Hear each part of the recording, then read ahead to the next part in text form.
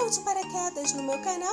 Inscreva-se e ative o sininho para receber notificação quando um conteúdo novo sair do forno. Obrigada! E vamos de Amanete, resumo do episódio 335. E Juma Marruá voltou do Pantanal, eita! Ao entrar foi recebida por todos.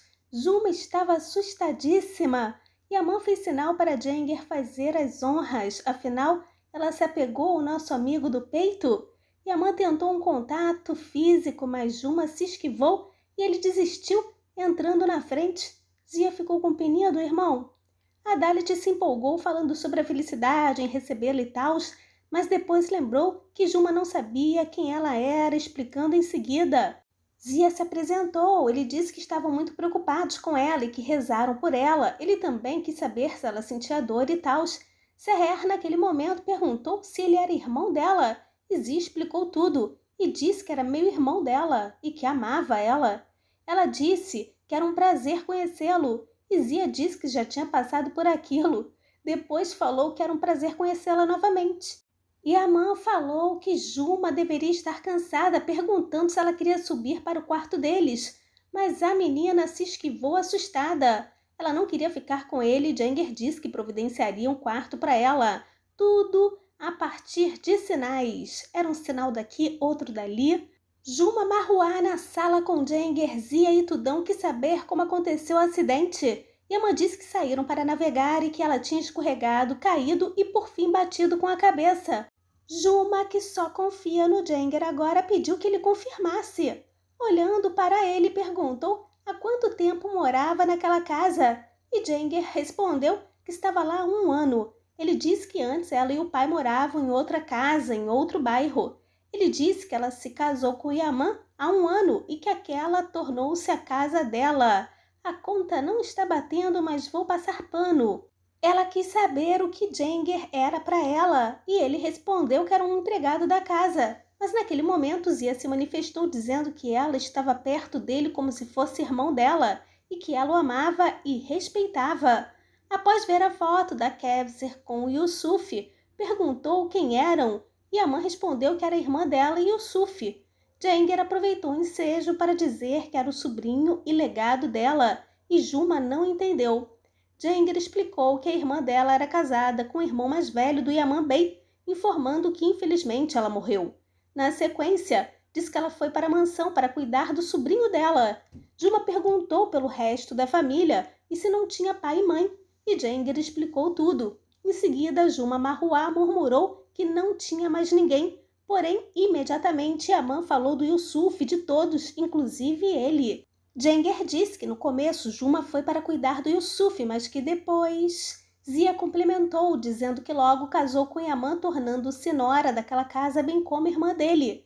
Juma perguntou se tinha sido um casamento por conveniência para que a criança não ficasse sem família. E Zia tentando dizer que não era aquilo através de sinais, foi demais. Desmaiada. Jenger disse para Zia que estava na hora dos medicamentos dele. Imagina os dois confusos conversando. Jenger tirou Zia do circuito. E a mãe sentou-se... Gente, eu tô rindo que eu não tô aguentando esse roteiro, tá?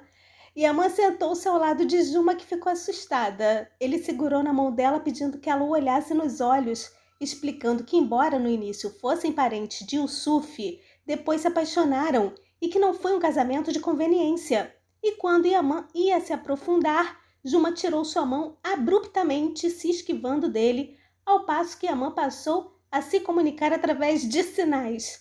Yaman, desolado, saiu em seguida. Olha como Tudão ficou, ô Nazaré malvada! Juma, com a ajuda de Jenger, encontrou o toalete e, após molhar o rosto, perguntou quem ela era. Ela disse que a família havia morrido e que estava sozinha. Em seguida disse que o único parente vivo era um garotinho inocente órfão e, com relação ao Yaman, disse que não lembrava, pedindo ajuda a Deus. Ela se perguntava como poderia morar ali. Yaman, no carro, pensava no momento em que Juma Marruá se esquivou dele, dizendo em seguida que ela iria melhorar e que se lembraria de tudo e logo. Nejlihan, que parecia um fantasma, bisbilhotava Juma Marruá, que estava perdidinha na sala. Naquele momento, ela era repreendida pela tia Dalet. Nejlihan dizia em tempo real o que Juma estava fazendo, ao passo que a tia pedia para Neslihan deixar Juma em paz. Jenger entrou na cozinha dizendo que se a Juma percebesse que estava sendo observada daquele jeito, ficaria envergonhada e que ficaria mais retraída. A Dalit, naquele momento, deu uma olhada na Neslihan. Eita! Ele pediu para não se preocuparem, que tudo estaria nos trilhos e que se acostumaria com tudo e iria lembrar-se. Juma Marruá andava pela sala como um bichinho do mato. Em um dado momento, percebeu o porta-retrato do casamento e ficou observando, ao passo que Yaman perguntava ao médico por que ela erguia muros contra ele e mais ninguém. Ele dizia que ela só tinha medo dele e que o olhava como se ele fosse um estranho e que estava em constante modo de proteção com ele, que só não queria contato com ele.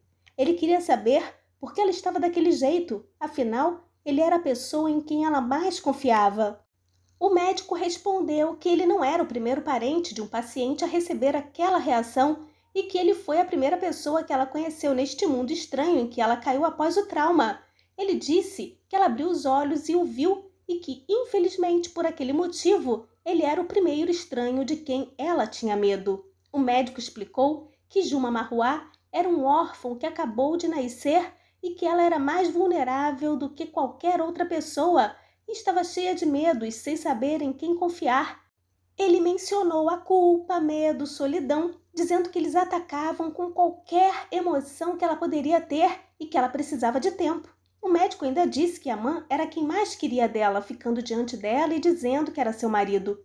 Ele disse que, como ela não conseguia lembrar, a exigência de proximidade com ela se tornaria ainda mais difícil e que, por aquele motivo, ele teria que ter paciência, ser compreensivo e calmo, pedindo que ele tentasse ir devagar e que Yaman ganharia a confiança dela passo a passo. Caso contrário, a cada pedido dele, ela poderia reagir duramente e que Yaman teria que pensar como se estivesse começando tudo do zero.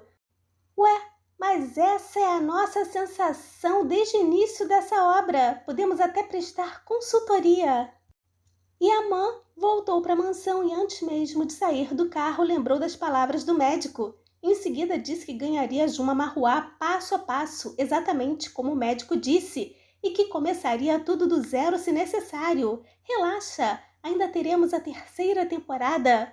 Yaman em seguida lembrou do Yusuf, dizendo que ele não sabia o que tinha acontecido. Ele ligou para o segurança que já aguardava a criança sair da escola, dizendo que era para ser avisado quando a aula acabasse, que ele iria buscá-lo. Após ficar parado na porta antes de entrar, desejou que tudo fosse como antes. Em seguida, Yaman teve uma alucinação com Seher de Calcutá, normal, o recebendo com amor e saudade, e ainda rolou um abraço gostoso. E essa foi a expectativa de geral nas redes sociais hoje. Quando entrou a realidade, era outra, bem diferente. Juma Marruá correu dele após trocarem olhares. Em seguida, ele disse que iria lutar por ela e que não importava quanto tempo levasse, que ele iria fazê-la lembrar-se dele e que nunca desistiria. Juma já estava em seu quartinho de solteira e ao abrir a porta deu de cara com Yaman, que pediu para ela não ter medo. Ele levou o espelho que resistiu ao incêndio dizendo que era dela e que ela adorava, mas Juma Marruá disse que não suportava se olhar no espelho e que o rosto que via era como de um estranho. Em seguida devolveu o espelho dizendo que não precisava daquilo. Yaman disse que ela conseguiria se lembrar de tudo se não evitasse o contato visual e olhasse para aquela pessoa. Ele disse que aquele rosto que ela via era indispensável para aquela família, para ele, para o Yusuf, pedindo em seguida que ela olhasse, que ela era boa, corajosa, cheia de amor e compaixão, e que era uma mulher linda, e logo saiu. E Serrezinha ficou se olhando no espelho. Aliás, Juma ficou se olhando no espelho. E rolou uma prosa com o Muro das Lamentações, por que não? Yaman disse para Jenger que iria ser difícil e que poderia ser mais difícil do que ele imaginava, mas que ela lembraria. Ele estava preocupado com Yusuf, tendo que explicar o que aconteceu. Yaman disse que buscaria a criança, e Jenger falou que Yusuf era um menino inteligente e queria superar aquilo, pedindo para Yaman não se preocupar. Enquanto Juma Marruá observava a foto da irmã com Yusuf, emocionadíssima, lembrava das palavras do Jenger em Minutos de Sabedoria. Ele pediu que ela o abraçasse forte, que talvez ela poderia lembrar-se de algumas coisas. Ele disse que ela o amava como um filho e que ela havia lutado grandes batalhas pelo legado dela, dizendo em seguida que coisas daquela eram difíceis de esquecer. Em seguida, ela desejou poder lembrar de tudo. Yusuf chegou, a chamou, esperou e quando a Daisy o olhou emocionada, ele correu pro abraço, pois é, naquele momento, Yaman, que ouviu o grito da criança e estava com o Jenger, correu assustado. Todos apareceram e viram Juma e Yusuf abraçados e naquele momento ele vibrou com o retorno dela e após acariciar o rosto dele, disse seu nome. Essa parte foi emocionante, foi muito fofa, adorei. Yusuf certamente vai ajudar Juma Marruá a lembrar-se de tudo.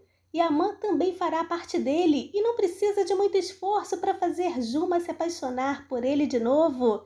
Partiu o final de semana. Seguimores, obrigada pela visita. Deixem comentários e joinha para fortalecer o canal. Lembrando que os links para assistir Emanet ao vivo e pelo Telegram legendado encontram-se na descrição do vídeo, bem como os links para me seguir no Instagram e Facebook. Um excelente final de semana, um forte abraço. Talvez eu faça live amanhã. Coloquem nos comentários se vocês querem. Bye, bye.